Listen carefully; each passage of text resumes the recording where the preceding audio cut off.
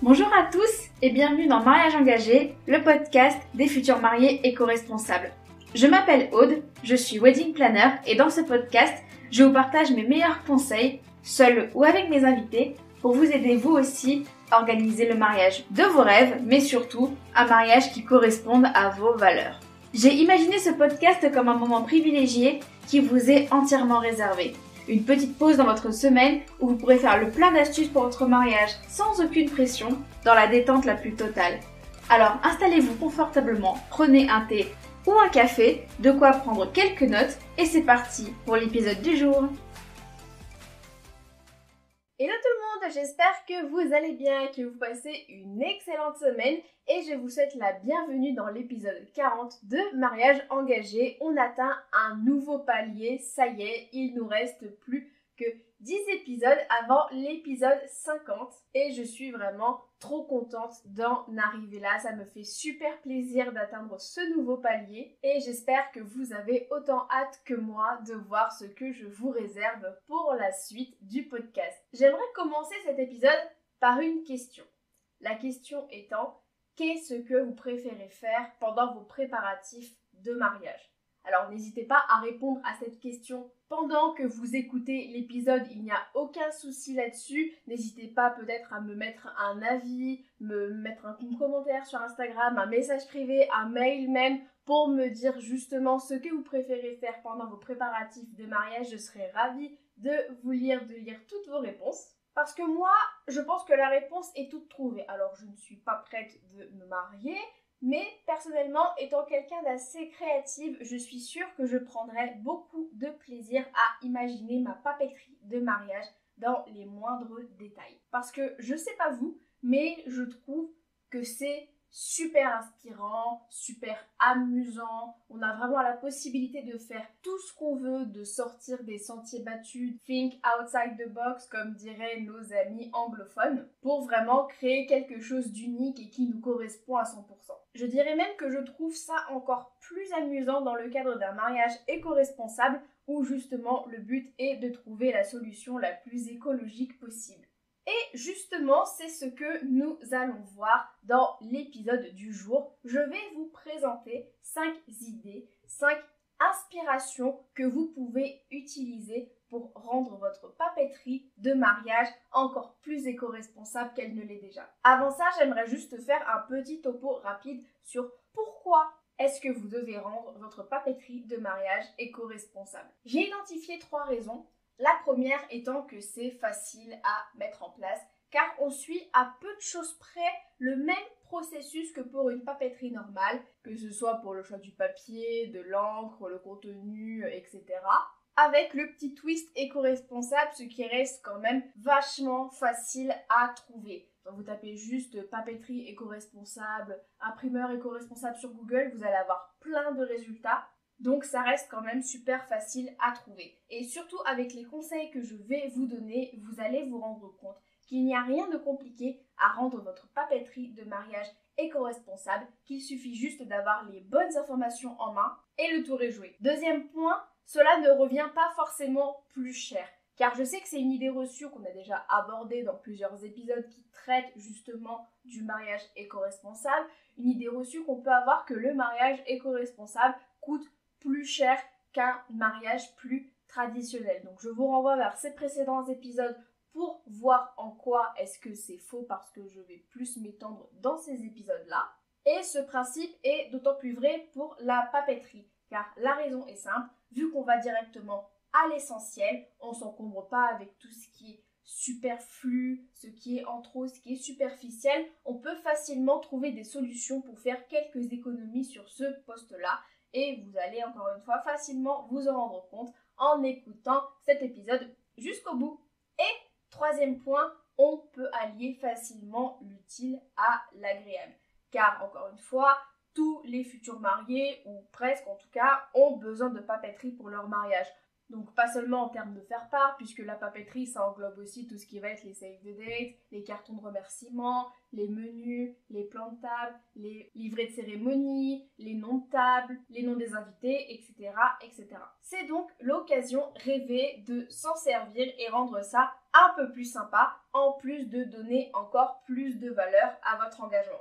Donc pour récapituler facilement les 3 raisons pour lesquelles vous devez rendre votre papeterie de mariage plus éco-responsable, car c'est facile à mettre en place, cela ne revient pas forcément plus cher et cela vous permet d'allier l'utile à l'agréable. Maintenant que ce point a été fait, je vais vous présenter les 5 idées. Donc encore une fois, c'est une liste exhaustive, c'est mes idées à moi, il y en a beaucoup plus qui existent, mais ce sont ces idées-là que je vais vous présenter, donc libre à vous de les utiliser ou non, ou même d'être original et de prendre vos propres idées, il n'y a aucun souci là-dessus. Bref, je vous présente mes 5 idées pour vous aider à rendre votre papeterie de mariage plus éco-responsable. Conseil numéro 1, vous pouvez tout faire vous-même. Alors attention, je ne dis pas que vous devez prendre votre plus belle écriture calligraphiée et tout rédiger à la main, sauf si c'est ce que vous souhaitez, bien sûr. Par tout faire soi-même, j'entends principalement 2 choses. Donc soit vous créez directement votre menu, votre faire-part, tout ce que vous avez besoin sur internet et vous vous chargez vous-même de l'impression. Donc on va revenir sur ce sujet un peu plus tard dans l'épisode, mais pour tout ce qui va être la partie création, j'ai un super outil à vous conseiller, à vous présenter et qui répond au doux nom de Canva. Ça tombe bien, j'avais fait un article de blog l'année dernière pour vous présenter cet outil et en quoi il va vous changer la vie pour le côté créatif de votre mariage. Donc encore une fois, je ne vais pas m'étendre sur le sujet, mais vous allez facilement vous rendre compte qu'avec Canva, vous allez trouver facilement des modèles, des polices d'écriture, des images, tout ce qu'il vous faut pour créer votre papeterie de mariage pour 0 € parce que la version gratuite de Canva est quand même vachement bien fournie. Ou sinon, si vous prenez juste la version payante pour créer vos faire-part, ça vous coûte environ 12 € par mois. Donc si vous prenez sur 1 ou 2 mois, ça vous fait 24 € au total. Donc ça vous coûte quand même bien moins cher que de passer par une créatrice, un créateur professionnel directement. Même si encore une fois, petit disclaimer, je ne dévalorise pas leur travail. Et si jamais les modèles que vous trouvez sur Canva ne vous correspondent pas, que vous souhaitez trouver autre chose, vous avez la possibilité de faire un tour sur Creative Market, qui est un site où vous allez trouver des centaines et des centaines de modèles pour seulement quelques euros de plus et potentiellement vous pourrez trouver le modèle sur lequel vous basez pour customiser votre papeterie de mariage de A à Z. C'est sûr qu'encore une fois, faire soi-même, ça a des avantages et des inconvénients. Ça vous coûte bien moins cher que de faire passer par un professionnel, mais en contrepartie, cela va vous demander plus de temps. Mais si vous le pouvez et que vous en avez envie, je ne peux que vous conseiller de créer votre papeterie de mariage vous-même, car c'est un super exercice pour booster votre créativité. Et l'avantage considérable, c'est que vous choisissez chacun des éléments, donc vous avez le contrôle de A à Z sur la création de votre papeterie. Entre parenthèses, c'est aussi le cas si vous choisissez de déléguer à un professionnel. Mais là, vous pouvez tester, vous pouvez voir directement si ça vous plaît ou pas, vous pouvez faire des crash tests, vous pouvez faire tout ce que vous voulez et choisir à chaque moment, chaque étape pour que votre papeterie soit la plus éco-responsable possible. Ou alors, si vous souhaitez vraiment passer par un professionnel, vous pouvez engager quelqu'un qui place l'éco-responsabilité au cœur de sa création. C'est possible aussi et c'est la solution que je vous recommande le plus. Deuxième conseil que j'aimerais vous donner, j'aimerais vous parler un petit peu du papier recyclé. Donc, vous savez ce que je pense du recyclage si vous avez lu un certain article sur le sujet. Donc, pas besoin d'épiloguer dessus tout l'épisode. Juste si je vous permets de résumer un petit peu le contenu de l'article. Je ne suis pas 100% contre le recyclage, mais je trouve qu'il y a quand même des solutions qui sont plus efficaces, plus utiles pour aider à réduire ces déchets efficacement et à être plus éco-responsable. Bon, maintenant que ce petit point est fait, on va revenir à l'épisode. On va arrêter les digressions, mais je trouve le cas du papier recyclé extrêmement intéressant, car même s'il possède encore quelques défauts, il y a eu beaucoup d'améliorations ces dernières années qui méritent qu'on s'y attarde. Donc, tout d'abord, si le papier classique et le papier recyclé sont fabriqués à partir de la même matière, donc qui est la fibre cellulosique, elle n'est pas utilisée de la même manière dans les deux cas. Donc pour vous dire rapidement en deux mots ce qu'est la fibre cellulosique ou la fibre de cellulose, l'internaute le définit comme étant un matériau écologique utilisé en construction pour isoler les parois. Elle contient du bois recyclé et du papier recyclé. Donc ça reste un matériau de choix et un très bon matériau. La différence entre les deux va se trouver dans le fait que le papier classique utilise 100% de fibres vierges, c'est-à-dire qu'il va utiliser des fibres qui n'ont jamais utilisé avant, tandis que le papier recyclé en utilise uniquement 50%. Donc 50% de fibres vierges et 50% de déchets issus du papier et du carton. Bon, ok, je vous l'accorde, 100% de matériaux déjà utilisés, ce serait mieux, mais c'est déjà pas mal. Donc peut-être qu'un jour on va y arriver, mais en attendant, on ne peut pas tout avoir. Donc il faut savoir aussi se contenter de ce qu'on a. Et dernier élément, la production du papier recyclé nécessite 20 fois moins d'eau que le papier normal. Donc tous les chiffres que je vous balance depuis 2 minutes, je vous mets les sources dans la description pour que vous puissiez vous renseigner et en savoir plus si ce sont des sujets qui vous intéressent. Et même si, encore une fois, on ne peut pas recycler le papier recyclé indéfiniment, ça reste tout de même un bon début. Et soit dit en passant, s'il pouvait être certifié PEFC ou FSC, ça serait mieux. Et là, vous allez me dire, mais Aude, PEFC et FSC, ça veut dire quoi? Eh bien, ce sont respectivement les initiales de Program for the Endorsement of Forest Certification, avec mon magnifique accent anglais. En français, ce qui veut dire le programme de reconnaissance des certifications forestières, et Forest Stewardship Council, ou Conseil de soutien de la forêt. Et ce sont des certifications géniales car la certification PEFC assure à l'acheteur que son produit est issu de sources responsables et que son achat participe à la gestion durable des forêts.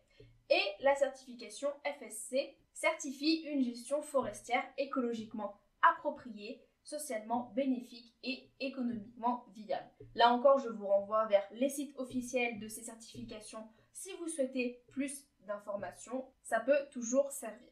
Après, pour revenir sur le sujet du papier recyclé, si vous souhaitez une autre alternative, je mentionne le papier craft, surtout pour vos emballages, car non seulement c'est un papier qui est très résistant, mais son recyclage demande peu de ressources. Il peut donc être recyclé plusieurs fois, même si je n'ai pas trouvé combien de fois précisément. Donc si jamais vous avez l'information, n'hésitez pas à me la transmettre, je serai ravie de l'avoir. Et le papier craft est 100% biodégradable. Donc c'est un papier qui est à privilégier. Troisième façon de rendre votre papeterie de mariage plus éco-responsable, c'est de vous tourner vers la papeterie à planter ou le papier ensemencé de son autre nom, aka l'idée la plus originale du moment. Je ne vais pas vous le cacher, j'adore ce concept qui est très simple en fait. Il s'agit juste de graines qui sont incluses dans le papier et quand le dit papier ne sert plus, vous n'avez plus qu'à le planter et l'entretenir bien sûr pour avoir de belles plantes.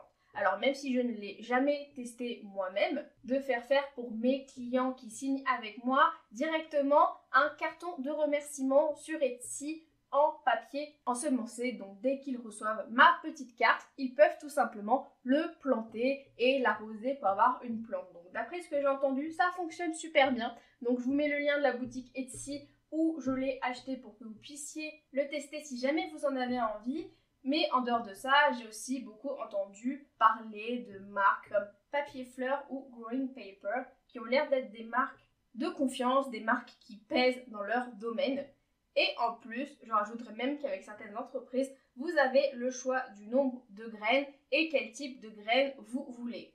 Franchement, c'est pas cool ça? Bref, même si je pourrais en parler pendant des heures, je ne suis pas suffisamment spécialiste du sujet pour vous en parler. Donc, si vous souhaitez plus de vos renseignements, je vous renvoie vers l'excellent article de Claire de My Own Printable Design sur le sujet, qui est également une créatrice qui utilise le papier ensemencé pour ses créations. Numéro 4, je vous conseille de vous tourner vers des imprimeurs éco-responsables. Donc, je vous parlais plutôt dans l'épisode de prendre en charge vous-même votre impression. Là, ça y est, on y est, on va en parler. Dans ce domaine, vous avez deux possibilités. Donc soit vous imprimez tout vous-même avec le matériel adéquat, donc le bon papier, la bonne encre, etc.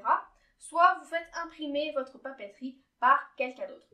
Dans ce cas, vous avez plusieurs options pour augmenter votre impact positif sur l'environnement et diminuer votre empreinte carbone, toujours sur l'environnement. Premier conseil, vous pouvez faire confiance à un imprimeur local afin de limiter le transport et le CO2 émis. Vous le savez maintenant, le transport c'est ce qui pollue le plus. Donc en choisissant déjà un imprimeur qui se situe dans votre ville, vous contribuez à réduire le transport, le CO2 émis, puisque en général les imprimeurs locaux se fournissent avec du matériel qui est local. Deuxième option, pour le choix du papier et des encres, je vous conseille d'aller au plus simple possible.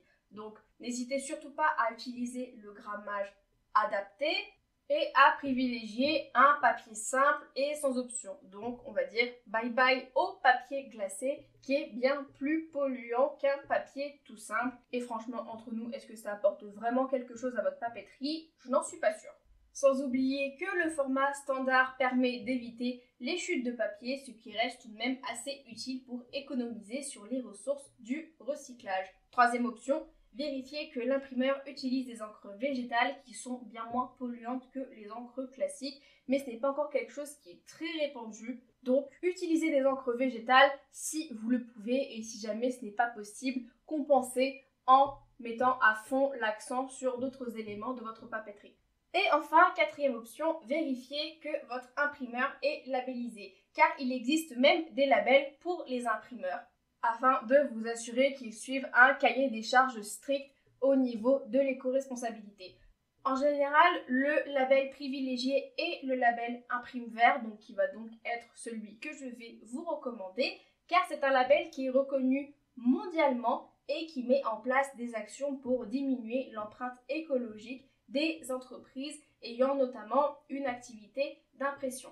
Mais il existe également la certification PSO qui, si elle ne contrôle pas l'aspect écologique, se centre plus sur la qualité du processus de fabrication qui est aussi un élément clé pour une bonne papeterie de mariage éco-responsable. Et en plus, c'est un label ISO, donc ISO qui, je le précise pour celles et ceux qui ne connaîtraient pas ce label, donc c'est un ensemble de labels qui sont vraiment des pointures, notamment en termes de qualité, de sécurité et également d'écologie. Et enfin, cinquième et dernier conseil pour rendre votre papeterie de mariage plus éco-responsable, et pourquoi ne pas passer par Internet, notamment pour l'envoi des faire-part.